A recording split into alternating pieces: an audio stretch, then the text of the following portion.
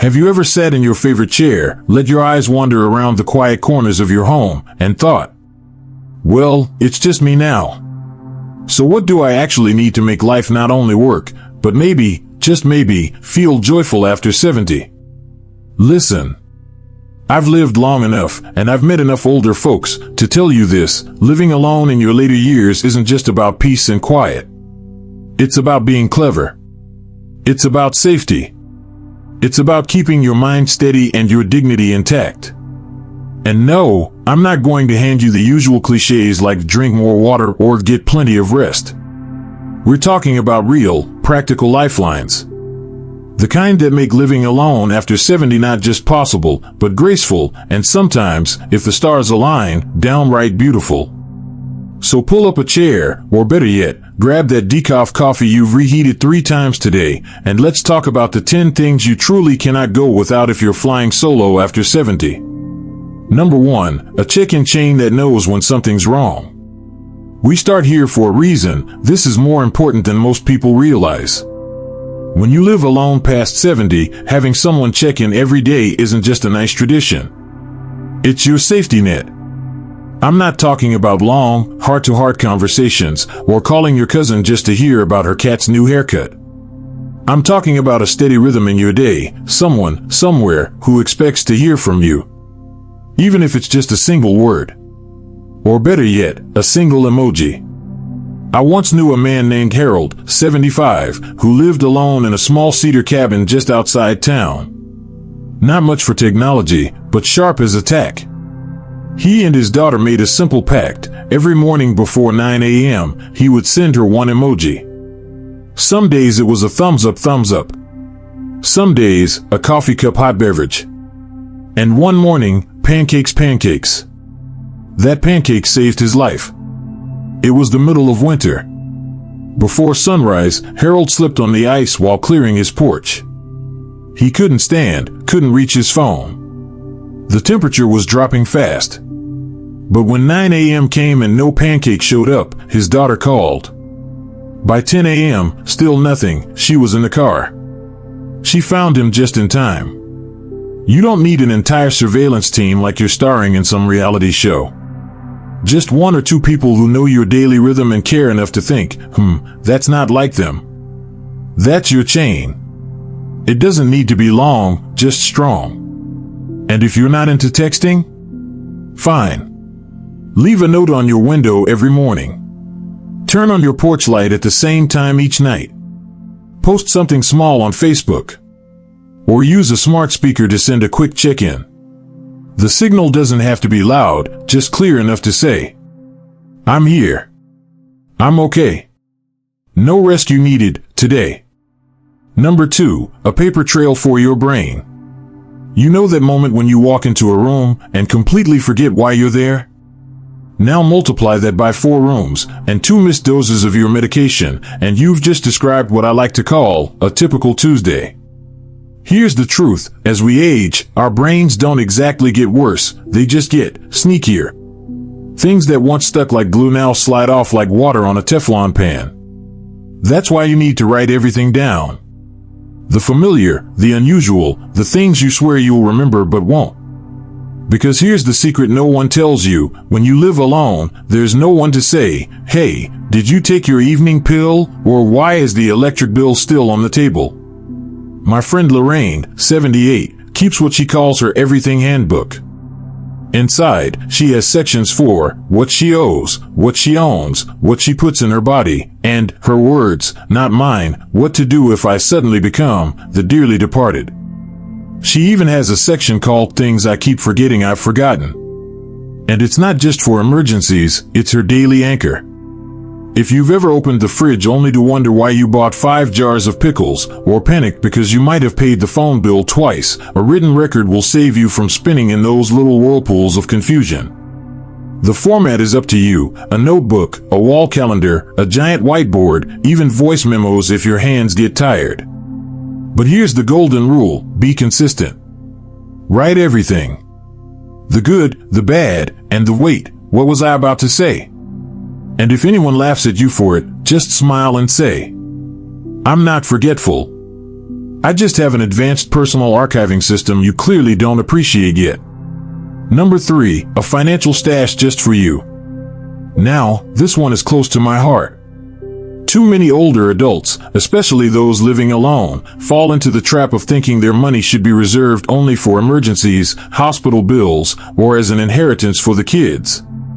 I'm here to tell you, let's rethink that. Yes, be responsible. Pay your bills, keep the lights on, and please, don't buy a racehorse on a whim. But you must have a little pocket of money that exists for one reason only, your joy. Call it your fun fund, your still alive account, or your life's not over yet jar. I don't care what you name it, just carve out a slice to remind yourself you are still allowed to live, not just survive.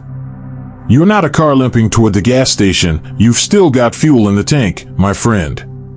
Take Helen, 82. Sharp as ever, frugal as they come. She clips coupons like a pro, but every few months, she withdraws $100 from what she calls her proof I'm not dead account. She spent it on everything from an electric blue wig to a front row ticket at a jazz club. One time she bought a cheesecake and a silk robe on the same day, no regrets.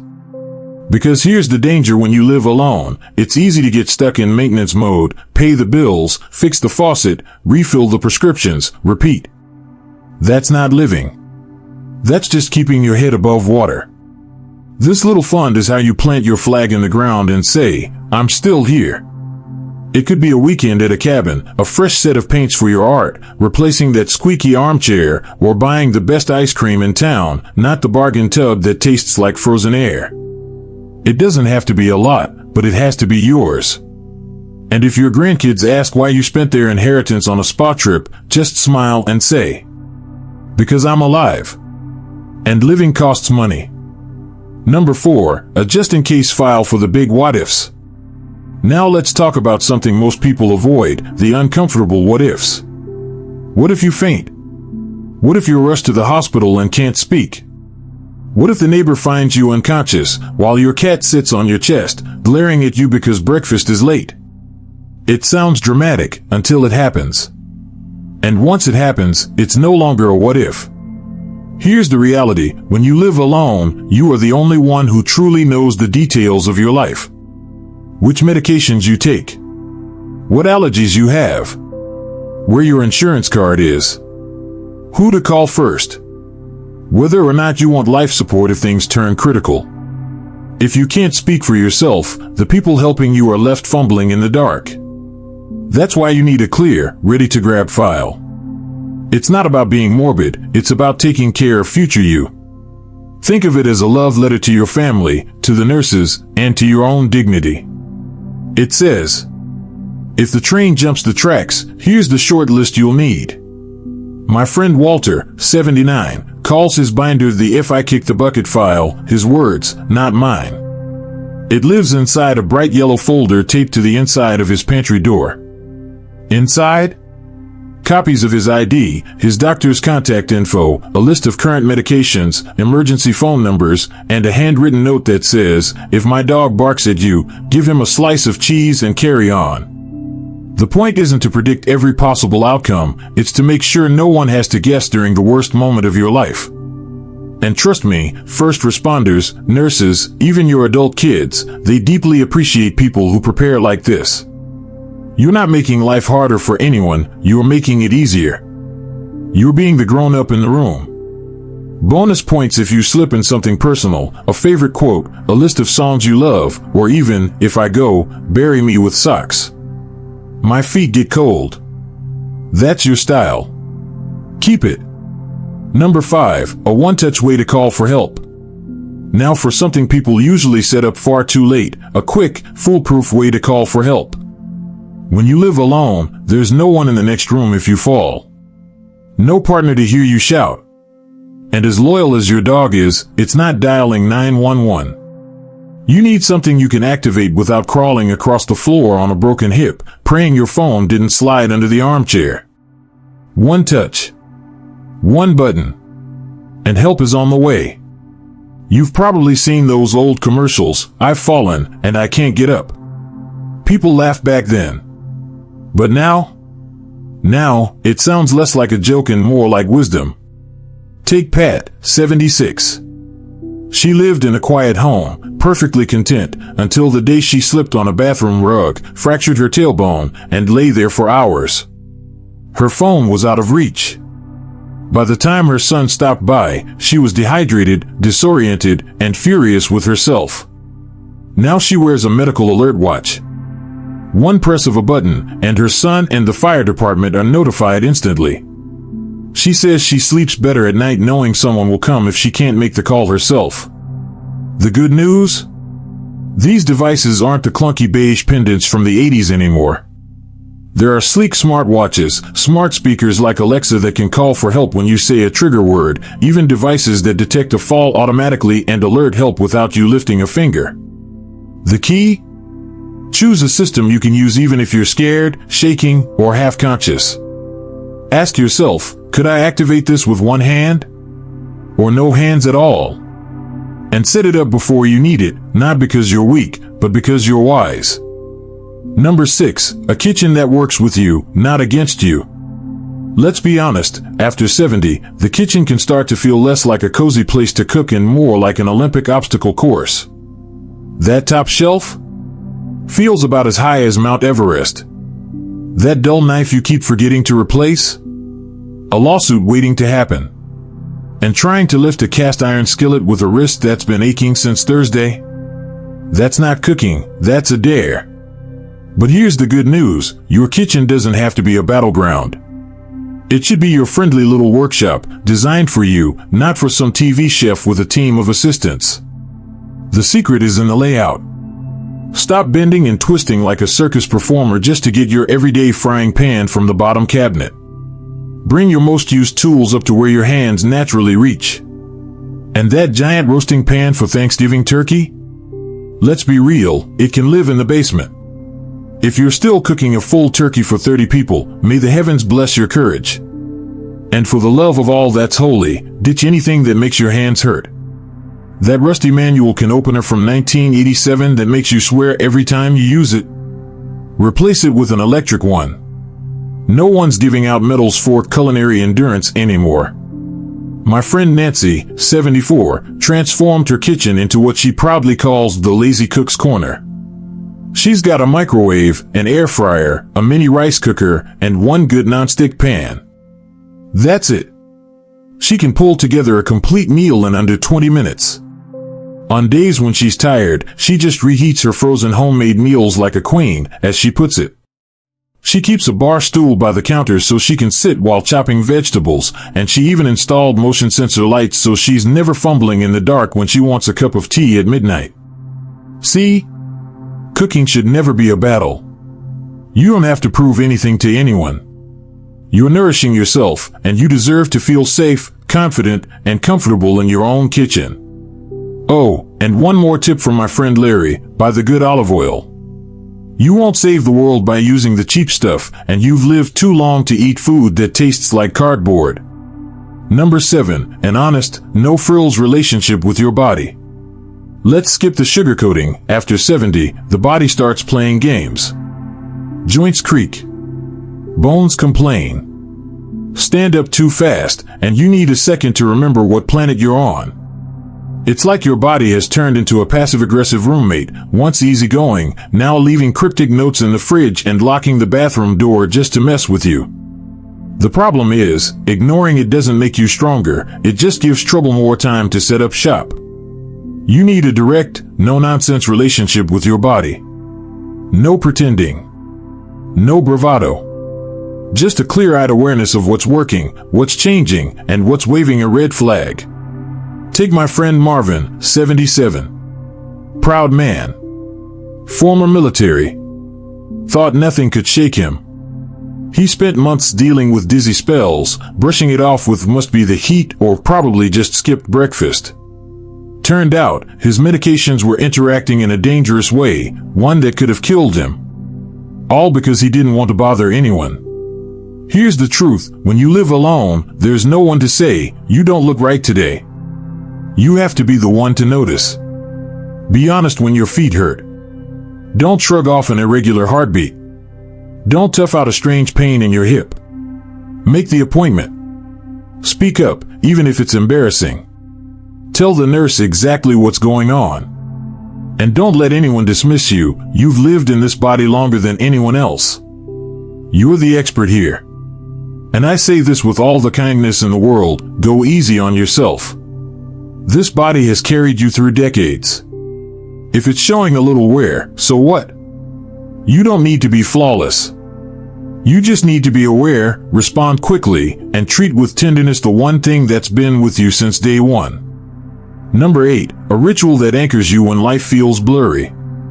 When you live alone, the days can start to blend together, like some mysterious soup container you find at the back of the freezer. You forget what day it is. You water the same plant twice. You watch a movie halfway through before realizing you saw it yesterday. That's when you need a ritual. Not just a routine, but a ritual.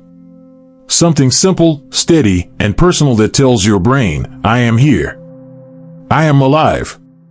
Today belongs to me. My neighbor Gloria, 80 years old, voice sweet as honey, walks with a cane wrapped in glittery tape.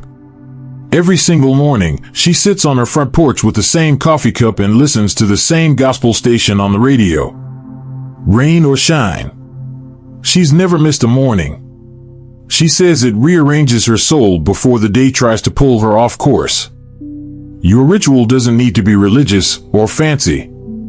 It could be scattering seeds for the birds at dawn, lighting a candle and writing one line in a journal, sitting in your favorite chair with a mug of warm water, doing nothing but breathing for 5 unhurried minutes. You do it not because the world demands it, but because you choose it. Because it's a small anchor in a wide, unpredictable ocean. And when loneliness drifts in, when your mind fogs over, or when the silence grows too loud, that ritual is the thin, golden thread that keeps you tethered to meaning. It says, this moment is mine. I am still here, and I choose to be present. Number 9, a solo hobby that still makes you feel connected. Here's the truth, when you get older and live alone, people love to tell you, just join a group, as if it's that simple. But some days, you don't feel like going out.